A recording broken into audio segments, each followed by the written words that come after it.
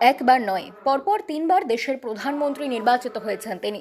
প্রতিবারই নতুন উপলব্ধি করেছেন তিনি। এক সাক্ষাৎকারে সেই উপলব্ধি ভাগ করে নিয়েছেন প্রধানমন্ত্রী নরেন্দ্র মোদী।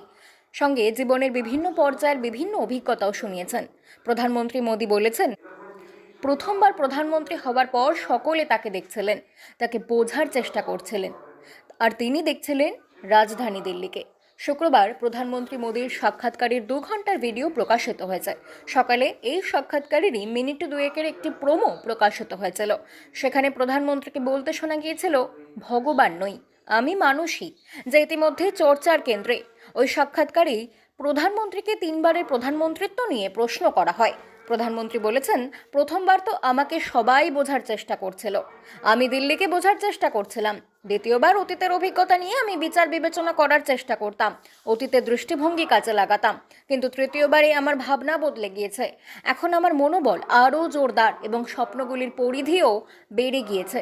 2047 সালের মধ্যে দেশের সমস্ত সমস্যার সমাধান করে বিকশিত ভারত গড়ে তুলতে চান প্রধানমন্ত্রী নরেন্দ্র মোদী। প্রধানমন্ত্রীর ভাষায়, সরকারি প্রকল্পের 100% পরিষেবা সুনিশ্চিত করতে হবে। এটাই আসল সামাজিক ন্যায় এবং ধর্মনিরপেক্ষতা।